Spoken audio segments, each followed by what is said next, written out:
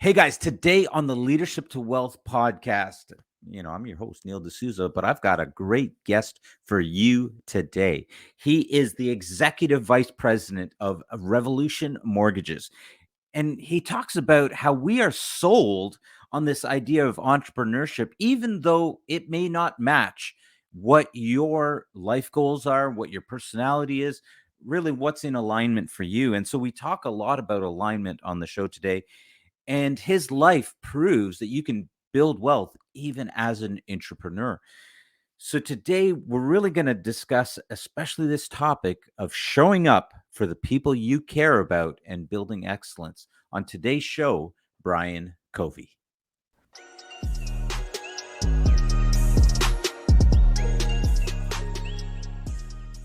Hey guys, welcome to the Leadership to Wealth podcast. I'm your host, Neil D'Souza, and today we have a special guest. And rather than just say his name, I think we've got a bit of an intro here. Always learning and growing, attracting the right people, and keeping your vision in focus every day. This is the Brian Covey Show. Hey, what's happening, guys? All right, Brian Covey on the show today. Did that come through? I thought Yeah, that I recognize that, of course. That's my buddy Jim McCarthy did the voiceover and all that stuff there. So you may recognize he does several pretty cool podcast intros. Yes. He actually does. The one that I recognize him from right off would be the real Brad Lee. Yep, And, Bradley, Cardone, a couple yes. others. Yeah, he's a beast. He's here in Nashville with me. So I linked up with him when we launched the podcast 3 years ago and was basically like, hey, I know nothing about this. I've been told I need to start a podcast. I have no idea. Like, I don't know what to do. Like, will you show me like what this is about? And you find great people like that in your life and they teach you and show you. So Jim's become a good friend. Oh, that's great. That's great. Just got to ask, are you friends with Bradley as well? Have you guys made that connection? Yep. I was out in Vegas. I was on Dropping Bombs, probably the largest show that I've been on. That was wild after it. We had so much fun, just jamming back and forth from his car sales experience, the me and mortgage and all of that. We were able to drop some bombs out in Vegas together. We've done some events together. Just good dude, and somebody that I enjoy being around. Yeah, that's great. I'm going to I enjoy his show. I'm gonna have to go find that episode with both of you guys. And obviously, guys, you can go check out the Brian Covey show on all places podcast related.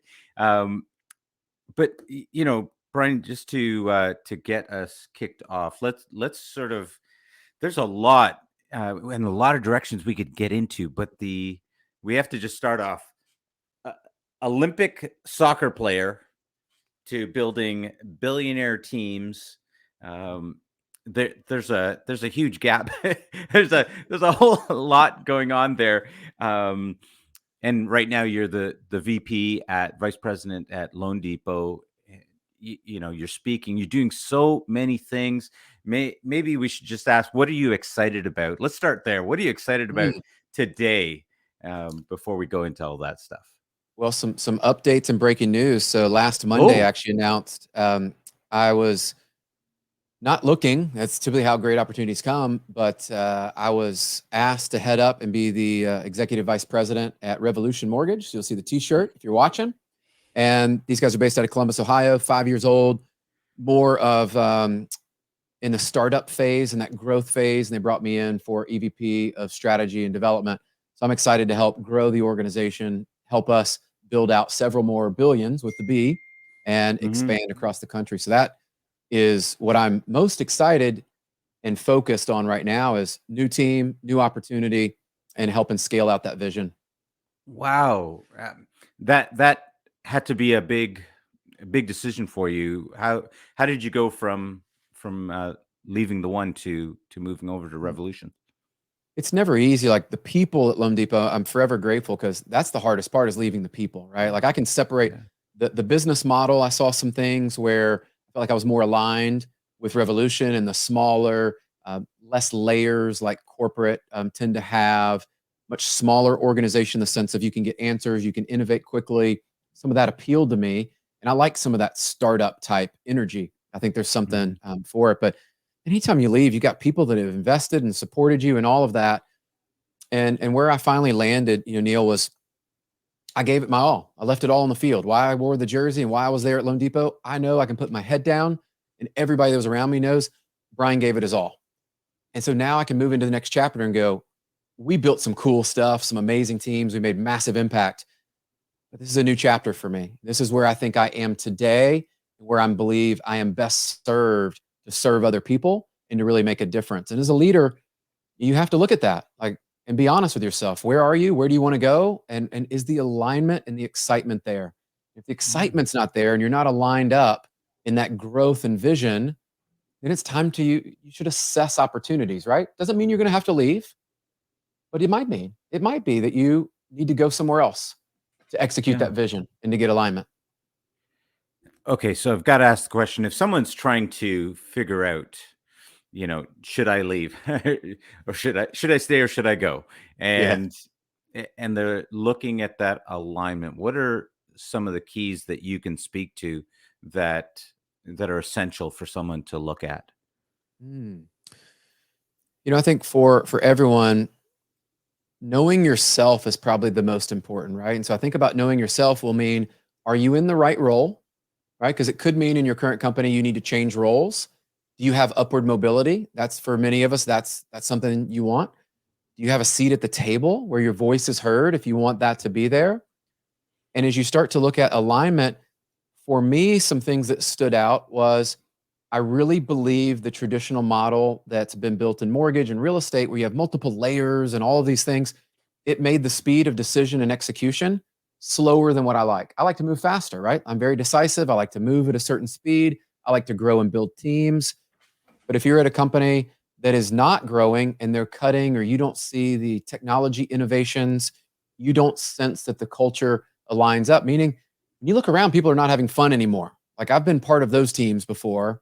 That's not where I was, but if you're not having fun doing what you're doing, a lot of people are like, oh, just work. I think you can do great work and be happy. I think the two can go together. And so I have that belief. The last one for me, Neil, I'll tell you, is I like to be challenged. If you're in a role and you don't feel like you're being challenged every day and you don't feel like you're having an opportunity to learn and grow, then that's where it was for me. There was that opportunity, and it was unique and different. And so if you're looking at that today, I would look at where you are. That's your point A. Where is your point B? And that point B could be in 3 to 5 years, that you have a vision and you can actually think about, where do you want to be? Are you getting closer or further away from that by staying? Are you getting closer or further away from that vision if you go? Write it down. I actually wrote down on the piece of paper what I wanted, and which opportunity, when I finally got down to that decision, which one really aligned up the best. And that's when you can start to separate some of the emotion, because the emotion's real. It's not easy to make that decision. Right. Well, in the absence of being able to write the value down, you're just left with the emotion. That's all there is. That's it. which makes it extremely difficult, especially because then the emotion gets into places like, what if I make the wrong decision? What if, and because our brains, they love protecting us. And so it starts thinking of, wait, hang on, Brian, before you make this decision. What happens if this doesn't work out? Do you remember that time when we were playing soccer and you got hurt? What happens? And actually, I want to ask that question. You left the Olympic soccer team, and that was really, that was your life goal. You're a competitor. I can even hear it as you're sharing about some of the changes. I'm hearing the competitor come out in you. You're like, I want the next challenge. Let me again, and that speaks nothing to where you're leaving. It's not that you don't love it, but part of you, craves that next challenge, even if it doesn't work out quite as well. there's something to being able to grow yourself. How did that all happen, going back to leaving soccer? Yeah, for me, so I was fortunate in, and I'll give you a few different things that people probably could relate to. Is when I was 12, I was playing basketball and soccer, and pretty athletic kid, but I was actually Yeah. severely overweight, like for my age at that point, like over 200 pounds. My cholesterol, high blood pressure runs in the family, and all that. Our doctor, our pediatrician, told me, "Hey, Brian, you're headed down the wrong route, right? Like wrong route." And I tell you that story because I was at a point at which I had to make a change and I had to bet on me, which was I'm going to start eating super healthy. I'm going to start eating turkey, chicken breast, like all the greens and all this just healthy stuff. And I lost weight. Well, wouldn't you know, a few years later, after I've done all this work, I had an opportunity to try out for the U17 men's national team. Same time, the Olympics were coming up, all that. And so I was cut from the squad. I tell people this all the time is I didn't get to fulfill the dream of getting to go to the Olympics, but I was able to see myself grow with hard work, dedication, and commitment from where I was to the overweight kid, still athletic, but there was a better version of me waiting on the other side of that. And so it exposed me to people like in our life. We all have this. We see somebody that's just further along the journey, and you see them and you go, man, I want to be doing that. What do I need to do between point A and point B to get there? And I've always used that as kind of this barometer in my life of I'm here, but I want to be there. How do I get there? And so that was a catalyst to go play D1 soccer at University of Memphis. Then I got to play a little bit professionally. And then that was when I decided, okay, I've achieved the goal and the dream. Now I'm going to go and build a life and a family and some things that were more of a priority starting to lead me in a different direction. Okay, so what I got out of that was really you'd gotten to a point in your soccer career that you were like, okay, uh, I could keep going down this road, but I think it's going to be more fruitful to go in another direction. That's it. And we all have these decisions, right? I mean, think about all of a sudden our career, at some point, like you said earlier, you don't know the other side of it. I mean, if I'd stayed and played, maybe I get traded, maybe I play, maybe I don't play. Like there's Mhm. no guarantee. I go into business. What I knew was the people that I saw that were successful had 10, 15, 20 years. And I thought, well, I'm going to compete with them. I need to get in the game. I need to get Yeah. learning and the experience. And so I was looking for a way into that next spot for me. And again, it's back to if you're not fully aligned with it, at that point, I wasn't fully aligned with, man, the amount of training that people, if you don't know in the professional world, the amount of training and commitment and dedication, they only see the fun and all of that stuff. And yes, it is fun. But on the other side of that is also a lot of dedication. I was like, there's a choice to make. Which one do I want to do more? It's not that one's right and one's wrong. It's which one do I feel like is right for me? And I'm going to go live my life. Hmm. Hmm. Yeah. Well, I can say I had a good friend of mine many years ago who he actually was invited to, they wanted him to go to Europe to play. And they were going to pay for everything. And he thought to himself, I think I'd rather just go to a university, Mm. a smaller university, and play there. And he knew he was going to have a whole lot more fun. And he did have a whole lot more fun. In hindsight, he also realized that he had missed his window. And sometimes that's just the reality of you make a decision and then you have to live with it. And I think that can then put people into a situation where they're scared to make the next decision, because what if that next decision has this huge impact? And I think, as you were sharing about just looking at that alignment, looking at those values, what works, what doesn't work, we can't go back. You can't go back, but you can make the best decision based on the information that you have in front of you. That's it. A lot of people, Yeah. like Tony Robbins says, is too many people spend their life looking at the rearview mirror, right? And it's small for a reason. The windshield is huge for a reason. You've got to be focused forward and live your life going forward and realize all those experiences happen for you. And what are you going to do with them, right? And I think I look back and I'm uniquely qualified in many areas to speak on a lot of different things because I went through those seasons and it was preparing me for where I am today. And today I'm preparing for, I don't even know what the next opportunity or what will come in my life, Yes. but I'm preparing today and it's training. And so that's the way I look at life. It's kind of my outlook. Yes. Okay. I've got to ask this question and sort of move in a bit of a direction that maybe it's a little bit selfish for me and for people that that are around me, and that is this idea of entrepreneurship, solopreneurship, and then switching that over to building a business. I think oftentimes we're looking, especially right now, over these last couple of years, we've seen so many people go in and starting businesses, which I think is fantastic. Um, Mhm.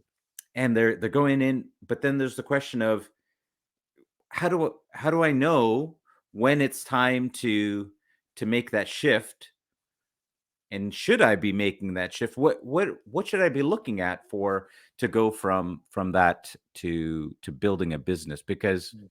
sometimes you can just be comfortable where you're at. Hey, I've got money coming in, everything's good. I don't have a boss. These things are all in alignment. But should I be looking at that next stage, and what should I be looking at as we talk about building teams and Mhm. building businesses? I think most people are not honest with themselves, Neil, is why, people want the freedom. They want to go the entrepreneur lifestyle. It's been sold to us through Instagram and social media and all this stuff, like sexy, glamorous. And you don't really see the hours and the work and the training and how long it took people to acquire the skills and what they truly had to sacrifice. I know people don't like to use that word, but they did have to give up some things. They had to sacrifice some things to be there. What I learned in my own journey that I don't think is talked about enough is the life of an entrepreneur, right? Like I've always worked for someone that was the one that built the company or built the business. I've done corporate America. I've done all that. Well, that's uniquely qualified me in many areas because I've been around them. I've learned the skills and I've learned the business. I know how to build a team. I know how to attract everyone there. I've personally made the choice that this season of my life where I am, I love being part of a team, knowing my role and being more of an entrepreneur, even though I'm an executive in a company. The reality is I recognize I am not the person that's going to go out there and start up my own company and build that today because my skills and what I believe I add value, someone will pay me my fair worth. And I will then have an aligned lifestyle, right? Where I am not the person running that. That was just my own choice, right? And so, like, I love to hear, like, oh, that's, you got to be your own boss. You got to be this. I said, that's my choice, right? Like, if you want to go do that, go do it. The statistics tell me that the majority of people are not going to be successful in that. And there's another statistic recently, how many people are flaunting and faking their success? I'm like, dude, I've got real results, real track records for over 20 years in the space. That to me is more important than the impact in people's lives Right. that I've been able to do. Find your vehicle, find where you need to be, and go serve, right? I think that's where we get caught up in entrepreneur. What's my position? If you show up and you add value and you serve people, sky's the limit. Do you really need a title? Do you really need somebody to say you're this or say you're that? Like, my kids don't care what my title is. My kids don't care how much money I make, right? Like, there's a point at which they know that dad's successful. They know dad loves what he does. They know dad's committed to doing what he says he's going to do and shows up. That's what matters, right? On the other side of that, I have my own goals and things that I'm driving, and I'm measuring those to make sure they never really have to worry about that stuff. That's Mm. not what is important to them. Oh my goodness. Okay, you have to speak to that because the culture, you're right. Right now, there is this huge thrust on entrepreneurship, solopreneurship, and it's intrapreneurship. Working within a company is kind of getting cast aside or demonized even. And can you speak to, for the people that are out that are trying to figure it out, should I be going out on my own versus staying? Can you say something to that in terms of how to know that this is a decision that you could be making? Yeah. So in my own journey, what I have discovered is I don't think it has to be an either or. I think many times in life we're like, oh, it has to be this or it has to be that. What I found is I have an entrepreneurial spirit that I'm able to kind of flex and express within an organization. And then I take that spirit and I go invest in other areas, right? Into real estate and other things that we've built companies, and I'm part of those. I wasn't the person that put up all the money. You know, we went in and some of us, we would buy multifamily complex. Great example. There's multiple investors. I understand the model. I'm going to go invest in that. That's an entrepreneurial action because I put my own money up to invest in something, but I'm not involved in the day to day. And so I think you have to find outlets that you can, one, that you enjoy and you understand, because I think it's important, but two, that you can make money. And that's where I look and go, man, what a benefit. Every successful entrepreneur that I know, and that you probably know, they have great people on their team that they've scaled, and they are not the owner of that company. And so you got to Mhm. think, well, if the entrepreneur is smart enough to hire wonderful people around them that makes the business work, which we all know you have to have, man, maybe there's something to that. Maybe I could learn and be an apprentice and get mentored and do all that. And when my time comes, I'm going to be prepared to go. I think that's why many launch too early is they haven't put in the time, they haven't really gained the experience, and they launch too early. It doesn't mean that you're not going to ever own your own company and be a solopreneur or entrepreneur. It just means in the season, what are the lessons and the things that you're learning, and who you are learning from matters. Once you learn it, Mhm. go launch your own company. And I've started to do that. You know, it's back to the old misnomer of millionaires have 7 streams of income, right? Well, true and not true. True is one of those 7, I guarantee you, is probably about 75% or more of their true actual revenue and income. The others became after the fact that they started investing into those, and then they're Yeah. starting to diversify out. And too many people want to go into like, hey man, I'm doing crypto over here. I'm doing real estate over here. I'm in mortgage. I got solar. I'm got a sales coaching thing. I'm like, I'm all over the place. I'm like, yeah, diluted focus is diluted results. One of my friends, Rory Vaden, said that diluted focus will give you diluted results. Ooh, I'm writing that down. Results. Gold Wow, nuggets, that's like great. dropping the Yeah, bomb, right? Like it yeah, is, that's right. and that's what for anyone listening is. If you take anything out of what I just shared, is when you focus on one thing, you get great at it. When you get great at it, people will pay you because you're solving problems because you're the person to go to. Well, guess what? Mhm. When you earn that, then you can diversify. That is the sequence. Yeah, that's right. And it's true. Often, I'm in the mortgage space as well, and and as you've been and built for quite a while. And one of the things that I've chosen to go into was I decided to niche down and move into private lending and really focus around that. And I've seen that you've had some different people on your show and that have spoken about some of these things, and I'm sure you're quite familiar with it. One of the things that I realized in the mortgage industry was there were so many people out there that were trying to do. I can do, oh yes, I can do this mortgage, I can do that, I can, okay, I can be here, I can be there, and they're all over the place. And I found that I was like, you know what? I'd like to just be good at Yeah. one thing. I'd actually like to be really good at that one thing and know it. I'm not saying that I don't do the other things for family and friends. I can do the regular stuff, but I found for me that focusing on this one aspect of private lending, hard money lending was, I loved the conversations. I loved with other investors, and it just made sense at the end of the day rather than filling out stuff for the banks. Not that I'm going to say anything bad about the banks right now, but we'll save that for Yeah. another show. But I get what you're saying in terms of like aligning yourself, and there was something there that you mentioned with regards to a job, uh being an entrepreneur versus an entrepreneur, and I think a lot of people are missing the amount of work, mental energy, emotional energy that is actually going on outside when you move off, when you want to build a business. I'm not saying that it isn't fun. I love it. I've learned more than I could ever have imagined. But I also find myself sitting here looking, going, wow, if I had stayed within a company, I would have had all those evenings. I would have had all those weekends. I would have, had all of those things.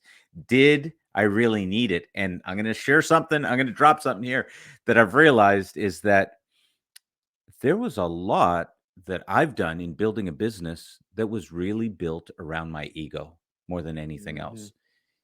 And and it was only until you get to this stage of life, these gray hairs have been earned. You get to this stage, and I'm not that old, and you realize, oh Yeah. my goodness, this was the cost, and I've enjoyed Mm. paying it, to be honest with you. But I really respect you being able to see that and find a way to be able to still blow up and grow and do all of these things and be able to enjoy all that you've been able to enjoy. I think that's what it's about. Listen to you even talk about that. It's like, the people that are successful, they'll leave some clues along the way, right? And that focus piece for me has been just a recurring theme, whether it's sports, business, life, all of that. As a dad, 3 kids, being married 20 years, like all that. I'm like, man, where you focus, things do expand. We hear about it. And I love what you're thinking too, is when our ego starts to drive decisions or what we're doing, it's not a good thing. I've always found like when Mm. money's the driver, that's not it, right? And so for a lot of us, finding that fulfillment and purpose, at least in my own journey, I found when I'm aligned up there, the money follows. But it wasn't, Yeah.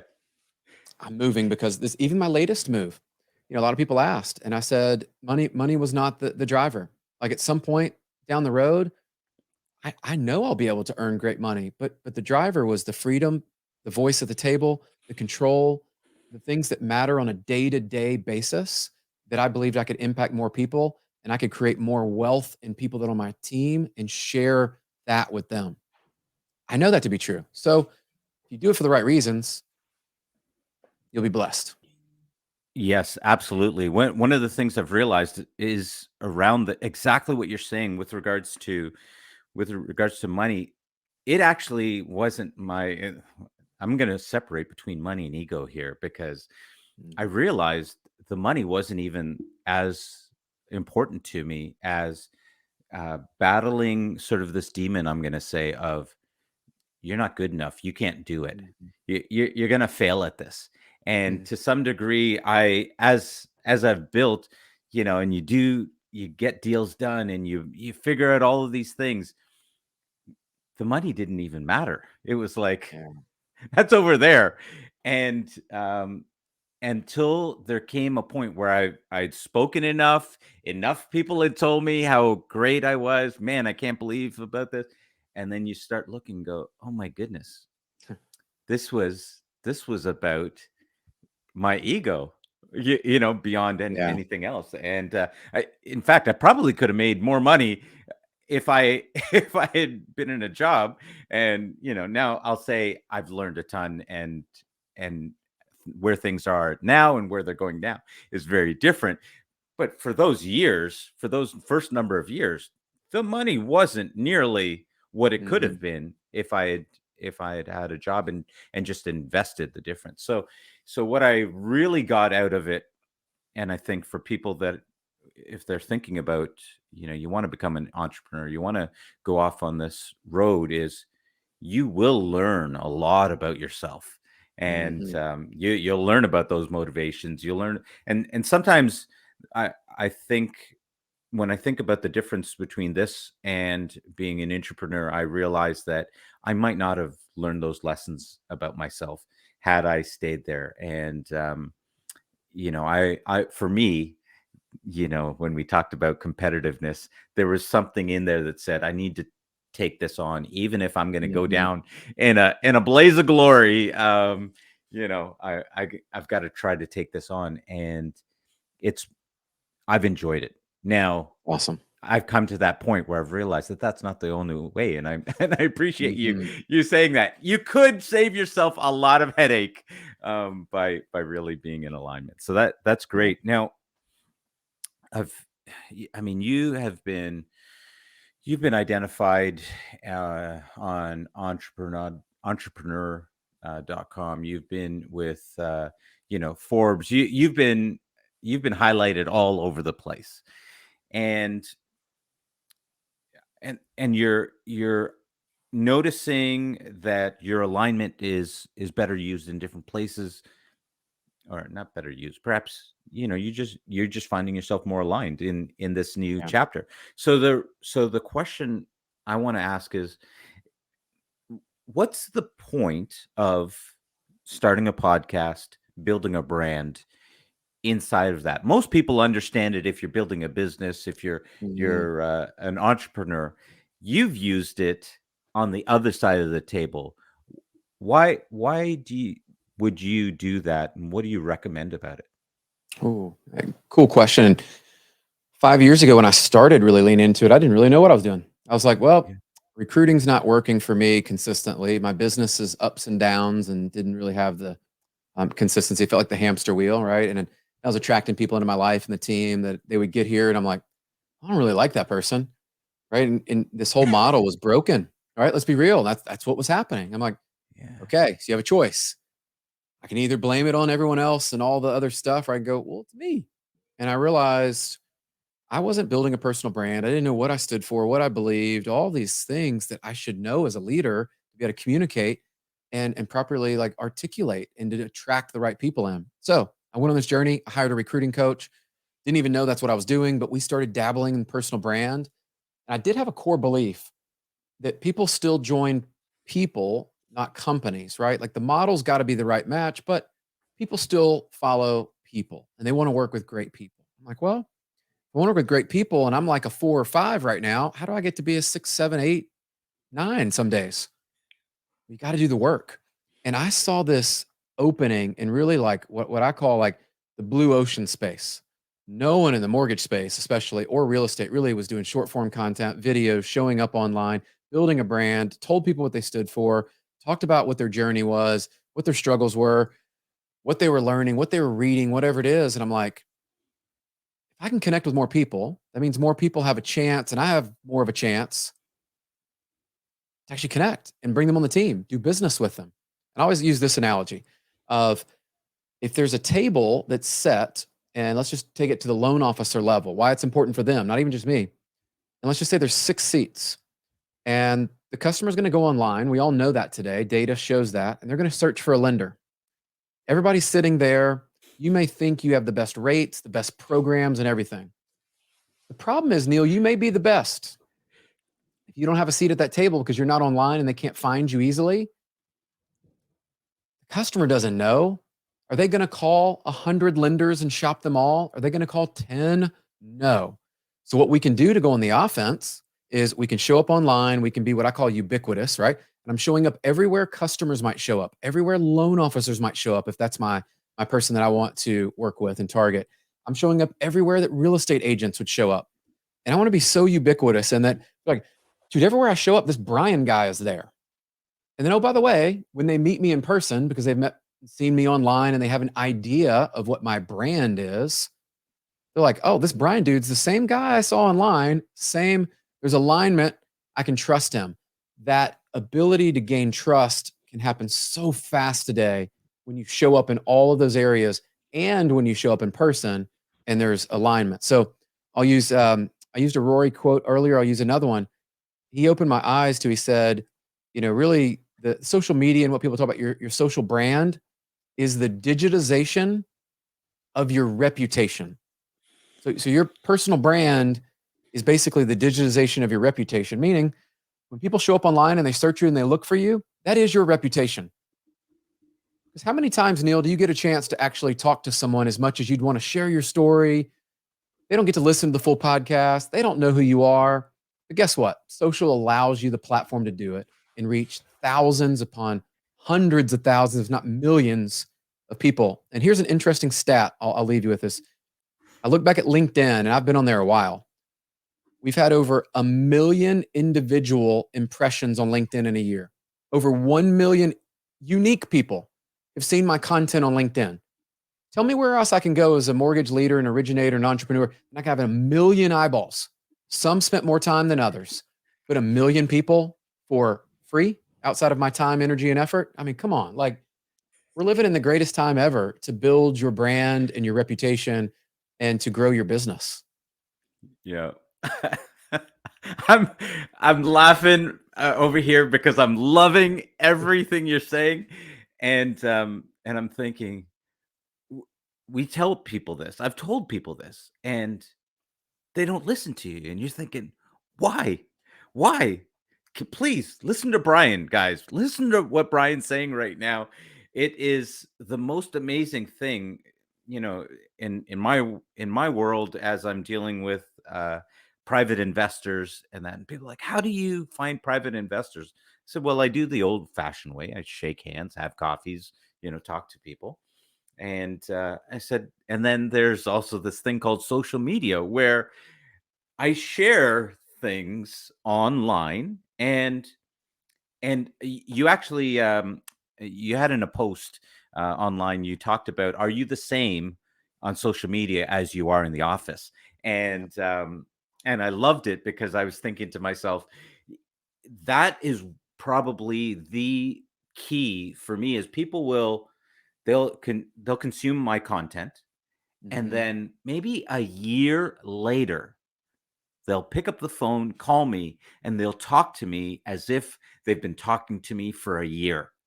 That's And right. it is the dangest thing I could ever. Yeah. Hey. Okay. Yeah. You're this. Yeah. Okay. Yeah. That's great. And we're like 20 minutes into the conversation before they tell me, oh, by the way, I've been watching your content.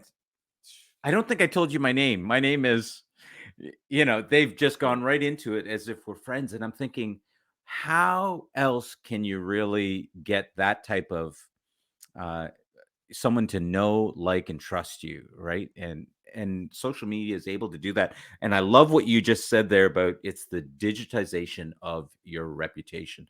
That is so true. And I think that that's really powerful, especially in the mortgage space, right? Yeah. Because people have a hard time in the mortgage space trying to understand value when you're just Right. looking at percentage points, right? What Why am I going with this person or that person? They're just going to, okay, this person's going to give me something a little bit cheaper. Is that really what you want to be talking about? Right. And I think you're pointing to the exact opposite. Yeah, people do business with people, right? And here's what I've learned is even this latest move, I always love to study like what happened in my journey, because that's the truth, right? Like we can't really separate what is happening right now is what I've been talking about has come to fruition. The 5 years of me working, I've changed companies, and Neil, every day since I've moved, my phone is blowing up with people. And by the way, majority of them, they're setting appointments and wanting to find out more, that are curious, have only seen me online and social. Majority of them. And I was curious, like, that's interesting. Like, we've been following your content. We love your posts. We weren't sure we wanted to work for a big company, but now that you've moved, you've got us curious. And so what I didn't know is I was prospecting and planting the seeds for people that I wanted to attract. I didn't even know I was moving companies. I want you guys to think about that for a minute. The power in which the years and the reps and showing up, the days I didn't feel like it, the days I didn't know what to post, all those things, I still showed up. That is created now where I can tell you, Niels, the amount of billions that will be created from just me moving in a few weeks, of people that will want to join the organization because they feel like they already know me. They know what I stand for. They know what I believe. We've already fast forwarded now. We're like, I like you. I trust you. Tell me about your model. Let me dig into the process. Show me your technology. Can I see your CRM? Right? We're already moving into a stage so much further down the funnel that I'm not at the top of the funnel anymore, having to go, hi, I'm Brian. Let me explain who I am. I've done that. Yes. I mean, Yes. and I've met people in person, and it's funny how many times it's happened, Neil. They're like, I'll say to them, man, like, hey, it's so nice to finally meet you in person. And they look at me and they're like, what? We've never met in person? I was like, no, I've never actually met you in person. Like, holy crap. I'm like, yeah, that's the power of showing up in social. Yeah. You feel like you've met me how many times? And I'm like one of your Yes. friends. I show Yes. up and you're like, yeah, I've met you before. I'm like, no, you haven't. Not in person. That's why showing up congruently, right? Right. That's why that matters. I'm the same Right. guy. Yes. I really love that because, you know, so many people they've got their online personality, and then when you meet them in real life, they're a completely different person. And I'm thinking that that doesn't work at all. Now you're just in showbiz. You might as well just go into some type of entertainment than, as Yeah. opposed to trying to build people's trust because they think they know you. How many actors have always said, that, people come up to them like as if they're actually the character that they played. And we don't want that. We are building our own brand. This is who we are. You can like it or you can lump it. I mean, that's just the way it is, right? And what put you in contact with that? What connected you to, you know what, I need to build this type of authenticity, this type of genuineness? Where did that come from? Watching folks like Gary Vee, I think, was doing it at that time. I was watching some folks, I think Lewis Howes at that point, and some guys out there, they're showing up on social. I'm like, well, what if I did that in my industry? Like, what could happen? Because I need to know more people. I need to recruit. I was going into markets. I was opening states that I'd never worked in before. Mhm. I thought, well, maybe there's a different way. And I've always been kind of curious and wired that way of like, well, if other people aren't doing it, why are they not doing it? Well, they're afraid. They don't know how. But if they could do it, they would do it. So I was like, okay, so let me figure that out. And I started to notice that no one in the mortgage space was really building a brand. You didn't know who they were. You watch other brands that you could connect up, like Elon Musk, right, at Tesla. Pretty easy. You can connect the two up together. Steve Jobs at Apple and all these, you have these people that you see at companies. Like, what if I did that in the mortgage space? So sure enough, when you start to think about an idea, people show up in your life. So this gentleman named Richard Milligan showed up. He was just at that point getting out of full-time, like leading a team in mortgage. He was opening his coaching platform. I was one of his first clients, and he's like, "Hey man, let's build this thing." I'm like, cool. We didn't know what we were doing. And he's since written a book, and he's got this online course that I've helped with. And some really cool things is when you realize you have a need and you want to grow in an area, be aware of people that show up in your life that can help you, because that's who you need to become the best version and that next version of yourself. So that was the need, Neil, that I realized I didn't want to do it the same old way. I was frustrated and I was willing to try something different. That was it. Just show up. And it has obviously grown since my super horrific videos from the early days. They're comic real. I watch them and I go, I can sense the fear, the insecurity, like the uncertainty, all of it. I can see it in my own face, but I showed up. And that's the difference between winners and people not winning. Showed up. Wow. That is very powerful. And I hope for those of you that are listening right now, you can really hear in those words that Brian's sharing it really is just about showing up. And let the results will come, right? But what I'm hearing from you is it's really about showing up and caring about how you show up for people. Can you say what that's like in terms of, because you just shared about, hey, you were scared and yet you were still doing it. What is that like as an experience to be scared of something and still try to show up? I'm probably like most on the video side. I'll give you a real life example of, I remember I would do a video on my iPhone, delete, start it, messed up the words, delete, over and over and over and over. And the frustration early on is like a kid learning to ride a bike. How many times do they fall down and not get it before they get it right? How many times did your toddler, you have kids, how many times did they try to walk and they fell down? Guys, it is no different. Anything you start that you're new, you think you're just going to be great at it. You're not. And for those of you that are, congrats. For a lot of us, it was not easy. We had to learn, I had to study people, and I had to realize what was there. But what I know to be true in my own life, like through soccer, sports, business, all that, when I showed up and put the reps in and I had a coach or a mentor or somebody giving me feedback and I actually like reviewed the game tape, we call it, I'd review and go, I could do that better, but I'm going to post it.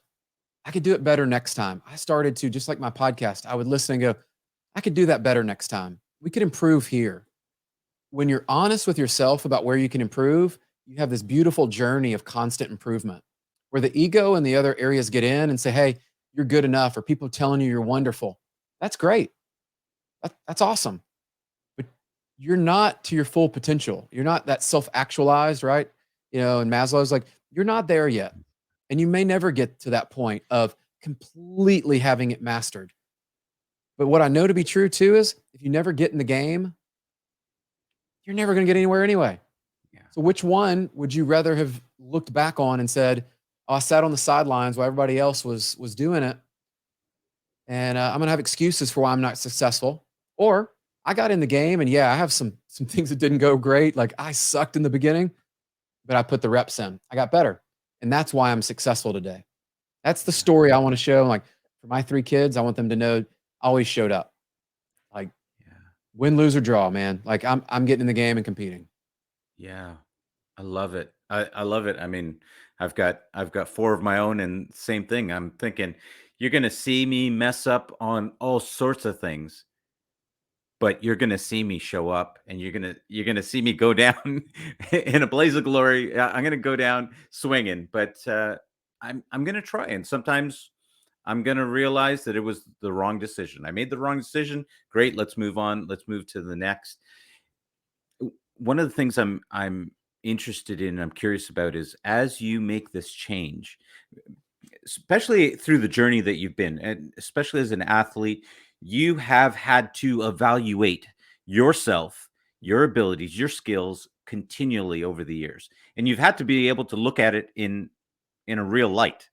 Yeah. And so here you are, uh, making this change, going from one safe spot to a new one. What do you bring into this new opportunity that you're like, there's going to be something here over here that I'm going to have to work on. I'm maybe even a little scared that might get Yeah. exposed, but this is something that I've got to bring, because those are usually the things that we know well, but maybe we don't want to talk about. But can you Mm. shed some light on something in that area for you as you make this change in your life? That's an interesting one. What I'm looking at in this current shift is what I've done is not exactly what I'll be doing there. I've built teams. I was very much in like, the traditional retail model of there was a manager, that reported to a manager, that reported to a manager, like that structure. And what I've known, right? And I know the goods and the bads. I know how to navigate it. In this new role, it's very much about the strategy and implementation and the growth. And do we do this or do we do that?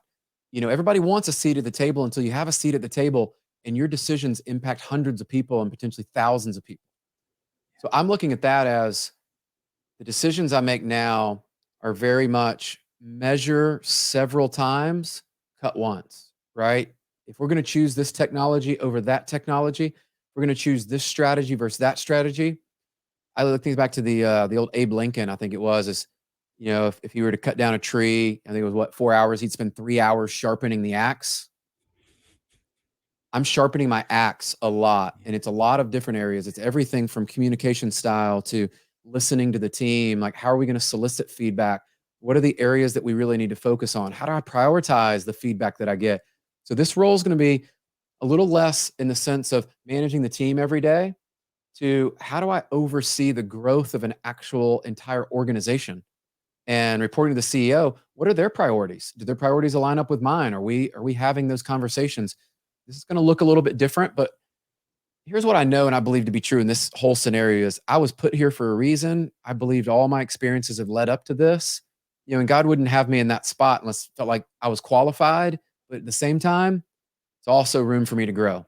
And so I'm Yeah. open to that every day of I don't know it all. And I'm being very patient at first as someone that wants to get in and just like, let's do, do, do, do, do. I'm just listening. I'm asking questions. I'm going to seek to understand, and then I'll be able to make the right recommendations. And so I would say that's whereas in the other world, it was like go, go, go, go, like go 100 miles an hour, just bring it all in. This one's going to be more prescriptive. It's very strategic. And you'll just letting you know we're at 5 minutes to 2 o'clock. Thank you.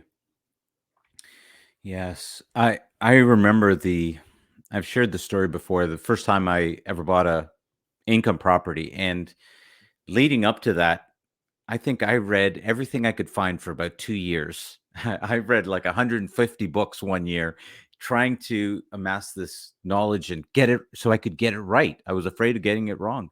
And after 2 years, I finally got to the point where I was like, okay, I've I could write one of these books at this point, and and you know what? I'm still scared.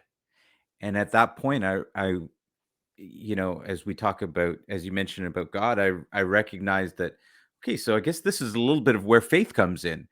I've got to have a little bit of faith that you've got my back, even when I go in this. I'm going in with as much knowledge as I can, everything prepared, and something could still go wrong, and you've got my back. You know what's good for me. And I remember thinking, okay, now here we go. And once I got into it, there were still some mistakes, and I remember when that happened, being actually, I was excited because I was like, okay, I found it. Here we go. Okay, now let's go forward and let's make the best of this situation. And I love that attitude that you're taking into it. Is there's a lot more thoughtfulness into it, understanding the impact that you're going to have on so many people's lives, that but you're willing to take that on, knowing that you've been built up with that thoughtfulness, knowing that you've been built up with having people's lives in your hands for so many years.